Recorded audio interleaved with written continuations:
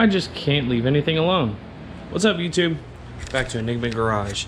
So I had to grind right next to that bolt and then put that adapter in there I got from Amazon because my socket would not fit between the cover and the sensor.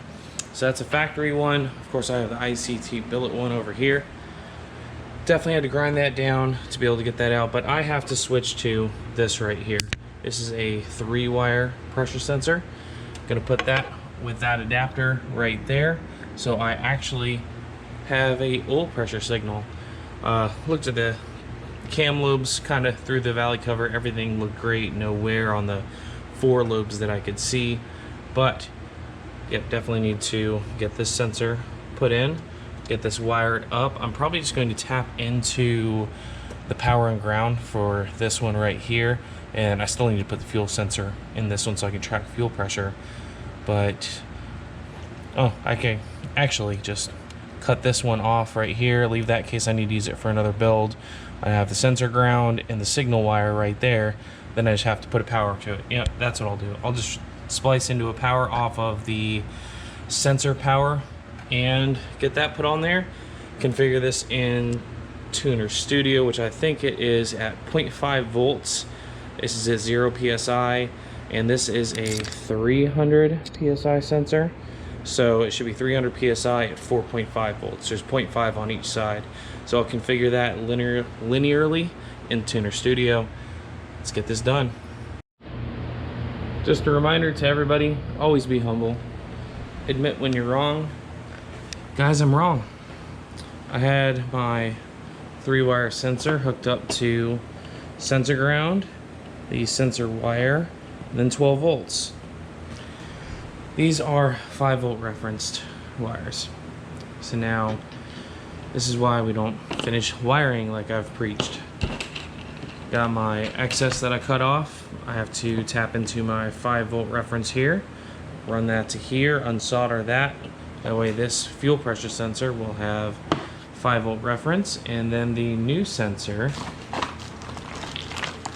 over here, that needs to be replacing this one, which I just need to run the 5-volt reference wire to that. That way the sensors are going to work. Oh, I might as well tap into a connector and leave an extra for my water input right down here. So I have that sensor. Oops. So I have that sensor down there. That's going to need 5 volts also. Good thing I did not finish it up. So I need to leave a provision for that to get hooked up. Back to it. So here we have our 2 sensors ready to go on 5 volts. Make sure you read the instructions with your sensors, so you don't have to take it all apart like I did. I have the new sensor back there, back in the corner, ready to go. Need to drop the harness back on, and then I need to see what this video is going to be about, what to work on next.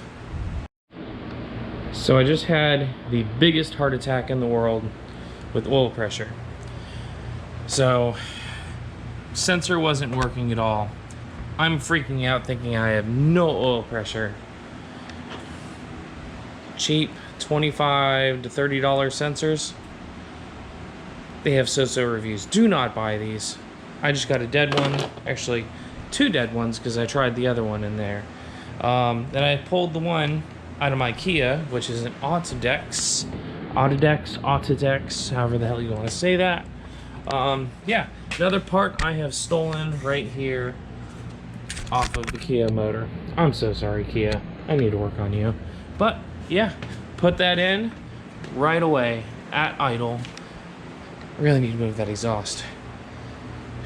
Or not even idle, just key on. It showed me 0 voltage and it was fluctuating because I didn't have the voltages set up correctly, which needs to be, just to kind of give you guys a heads up. Make sure. Alright, so I had it right here. I looked at the Kia Tune. There are your values right there. 0 volts, 5 volts. So pull that from the Kia Tune, put it into here. I've got 40-50 psi at idle. Thank God, biggest heart attack in the world. Yeah, whew. That made me nervous as can be. But we have oil pressure. Timing, don't set your timing at 29 degrees like I had, like everybody else has. I went at 15. She's actually chopping now, so got to work on that a little bit, and we'll get to the next subject of this video. Knees weak, my arms are heavy, got a stain up on my shirt. It's not mom's spaghetti, but hey, what's up YouTube? It's Enigma Garage back. It is time to drop this into the truck. Got the mounts ready to go, so you can see how they are oriented. And on the block side, we have the extended side right here, down low. And on the other side, we have this one right here. It's just close and down low also. So we're gonna pull the manifolds off of this right here. And oh, oil pan. Oil pan has to go on with the tube. So let's swap the oil pan and drop it in the truck. Let's go. All right, so now we have everything off of the motor. Got the shifter out for clearance. I have the side bracket off of that, off of this side, over to this side. Took off the little wiring connector there, so it is ready for the oil pan to come off. Took everything off the top side, put my broken connector from the RX-8 motor right there, that way nothing gets in that. Yeah, let's get this oil pan off. Y'all pray for me on this one. She's a sludgy boy. So I remember when I got it from the junkyard, it said runs and drives.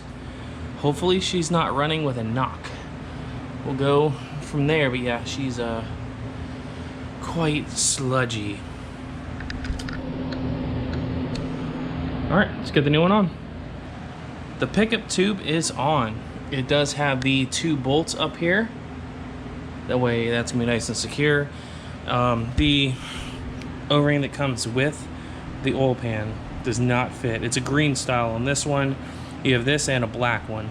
So this one took green. That must have been serviced pretty soon. This fell right off, and the O-ring was still good. No cracks in it. It wasn't dry. It was very flexible. So I used that one for this. This one is just, I guess, not for this motor. Trash. Ready for the oil pan. I already kind of cleaned up the backside back here. We can get that thing on. Welcome to eBay Motors, where your pickup tube doesn't fit unless you bend the heck out of that lip. I could have trimmed it and cut it, but I just bent it down, sloppy mechanic style, with those. Now it works. Let's put it on. Oh man, that looks super nice. So to everybody that's wondering about the eBay fitment, I think everybody's talking about they break the ear off of this right here in the back. I don't know how y'all are doing that. You must have had silicone back there or something. I don't know. It's flush all the way around. Oh, that's so much lower. That's gonna be so easy to put in the truck. All right, let me get this thing tightened down. And there she is. So nice. Oh, so much nicer. Alrighty. I kind of decided not to put it in yet. I am going to get the clutch line over here. I need to pull that out and put the adapter fitting to the AN so I can hook up the clutch lines. Of course, a remote bleeder there, but that way I can hook that up. I'm not fighting between the motor and that to get it in. I can just climb up in here and change that. So I need to pop the clutch cylinder out and get that done. Let me just tell you how absolutely fun that was. All right, so of course you have your roll pin like in the last video. You just knock that out, you pull out this side, put this one in. You have to take off this seal right here that comes in that little package. So this style actually is, I'm sorry, this style right here, no seal goes here. This actually goes into the plastic, and it's a very, very tight fit, and I had to actually turn this whole thing up and push down on the fitting to get it to set in for the roll pin. This whole thing right here with the quick disconnect, that's trash now. We don't use that. So what everybody is fighting inside this car with this clip, so just break it down Barney style for you. Right here, this little cage nut. you just pull up on the cage right here, and then pop it right off of the little bar right there on the clutch pedal. This right here, you just physically turn this with a wrench or pliers. So you just physically turn it, and it pops right out of that little lock area right there. Then we'll go over to the car.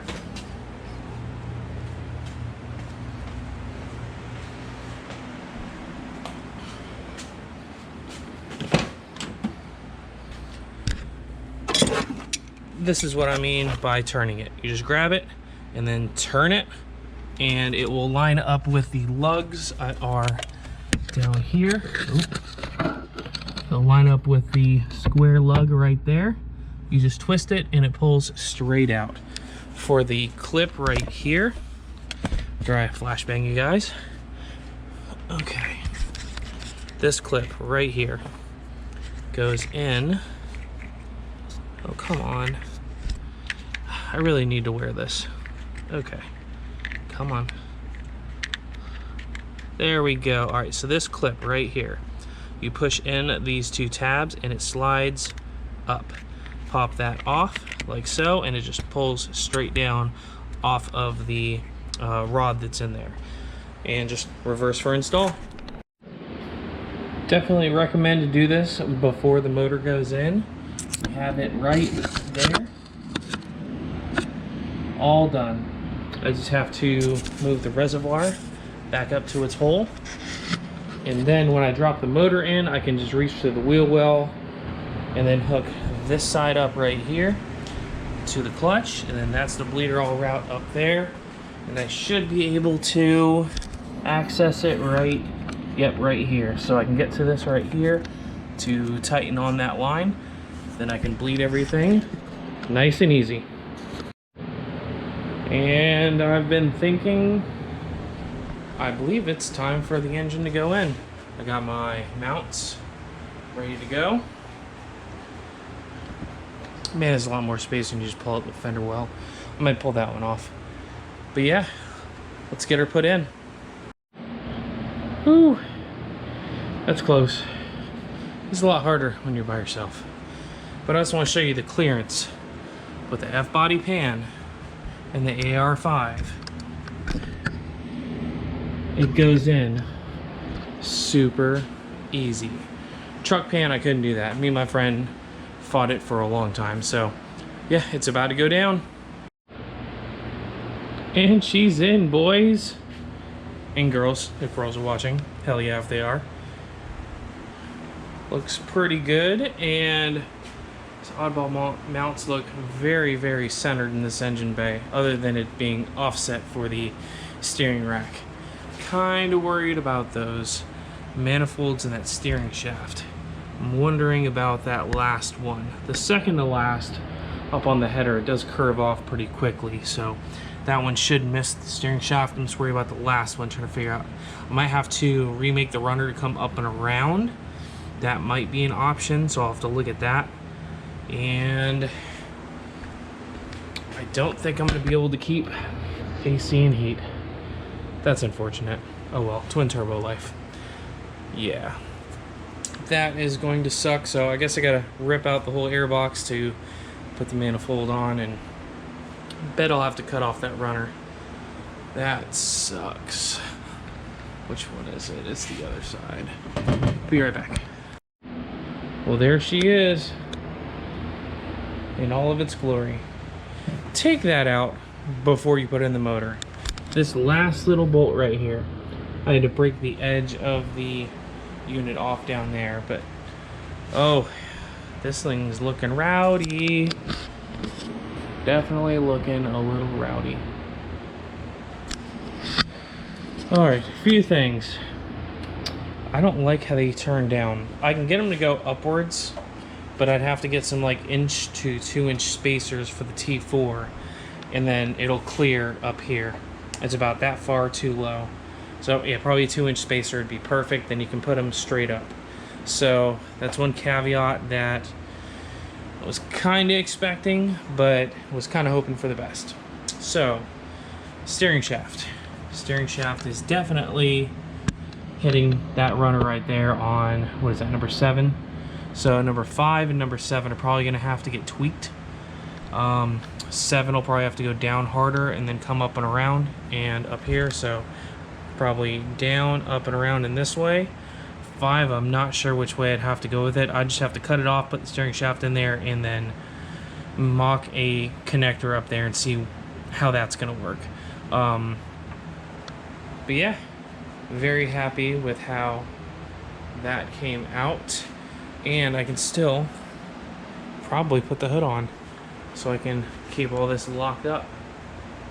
Yeah, this is going to be awesome. Looks like this project is on a stop. And the hood clears everything. Looks like a factory 4-cylinder beat up Ranger. Alright guys, we'll catch you on the next one.